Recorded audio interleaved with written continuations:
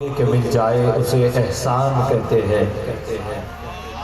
جو بن مانگے کہ مل جائے اسے احسان کہتے ہیں، جو دکھ میں سب کے کام آئے اسے انسان کہتے ہیں۔ جہاں میں دین و دنیا کی مقدس سب کتابوں میں جو کثرت سے پڑھی جائے اسے قرآن کہتے ہیں، جو کثرت سے پڑھی جائے اسے قرآن کہتے ہیں۔ ہے قول محمد قول خدا، فرمان نہ بدلا جائے گا، بدلے گا لاکھ جہان سہی، قرآن نہ بدلا جائے گا، بدلے گا لاکھ جہان سہی، قرآن نہ بدلا جائے گا۔ ایک اور شاعر نے کہا، خدا نے کس نزاکت سے کیا قرآن کو نازل، خدا نے کس نزاکت سے کیا قرآن کو نازل، انہی کا ہے لب و لہجہ محمد نام ہے جن کا، انہی کا ہے لب و لہجہ محمد نام ہے جن کا، گناہوں کا ہے ایک دن کا جسے سب اوج کہتے ہیں، وہ ہے رحمت کا ایک دریا محمد نام ہے جن کا، وہ ہے رحمت کا ایک دریا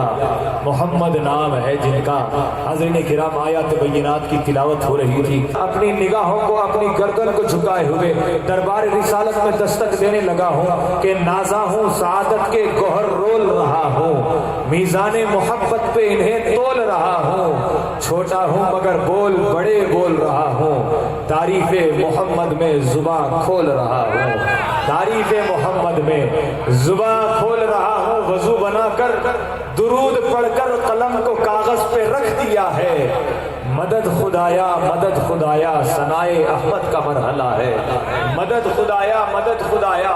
ثنائے احمد کا مرحلہ ہے۔ اور حاضرین کرام، میدان نعت ایک سنگے گرہ کو توڑ سکتا ہوں۔ حاضرین کرام، مصرے دلوں کو چھو جائے، سبحان اللہ کہنے میں کنجوسی نہ کیجیے گا۔ ہر وہ بندہ جو یہاں پر سرکار کی محفل میں آیا ہے، ہر وہ بندہ حضور غوث الاعظم کی اس عظیم کانفرنس میں شرکت کے لیے آیا ہے، اور وہ چاہتا ہے کہ جب یہاں سے جاؤں تو غوث الاعظم کا فیضان حاصل کر کے جاؤں، جب یہاں سے جاؤں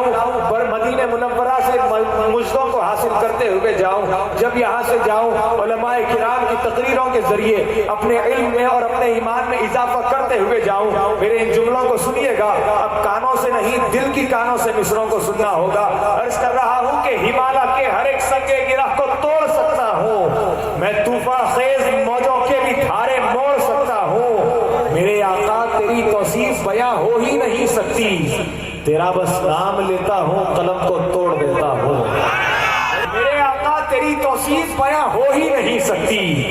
تیرا بس نام لیتا ہوں قلم کو توڑ دیتا ہوں، تیرا بس نام لیتا ہوں قلم کو توڑ دیتا ہوں، تیرا بس نام لیتا ہوں قلم کو توڑ دیتا ہوں۔ ایک اور شاعر عشاء کی نماز سے جب فارغ ہوا، ارادہ کیا کہ آج سرکار کی نعت لکھوں گا، سوچتا ہوا بیٹھ گیا، تنہائی میں بیٹھا رہا، کاغذ اور قلم کو اپنا ساتھی بنا لیا، اور یہ یقین کے ساتھ، اس عقیدے کے ساتھ، اس تصور کے ساتھ بیٹھا رہا، آج فجر سے قبل میں ایک سرکار کی بارگاہ میں نعت کا نذرانہ پیش کروں گا۔ اب بیٹھتا ہے، بیٹھ کر سوچتا جا رہا ہے کہ سرکار کو کس انداز سے پکاروں، سرکار کی بارگاہ میں معروضہ کس انداز سے پیش کروں، سرکار کی بارگاہ میں نعت لکھوں تو جملے کیسے اتاروں، سرکار کی بارگاہ میں نعت لکھنا ہے کن الفاظ کا انتخاب کروں، سوچتا جا رہا ہے۔ رات کے لمحات گزرتے جا رہے ہیں، رات کا اوقات وقت بیتتا جا رہا ہے، وقت یہاں تک گزر گیا کہ مؤذن نے فجر کی اذان دے دی، ابھی ایک شعر مکمل نہیں ہوا،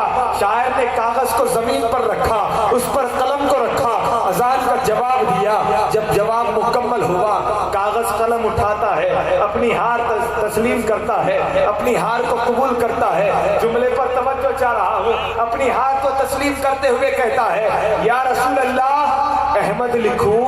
سراج لکھوں، مصطفیٰ لکھوں، محبوب انبیاء یا حبیب خدا لکھوں، اے شہر علم علم کی خیرات دے مجھے، ملتے نہیں ہے لفظ تیری نعت کیا لکھوں، تیری نعت کیا لکھوں، اے شہر علم علم کی خیرات دے مجھے، ملتے نہیں ہے لفظ تیری نعت کیا لکھوں، ملتے نہیں ہے لفظ تیری نعت کیا لکھوں، ملتے نہیں ہے لفظ تیری نعت کیا لکھوں۔ جو پوچھا میں نے کہ نعت احمد شروع کروں میں کہاں سے پہلے، ہر ایک آیت پکار اٹھی یہاں سے پہلے، یہاں سے پہلے، ہر ایک آیت پکار اٹھی یہاں سے پہلے، یہاں سے پہلے۔ آئیے حاضرین کرام،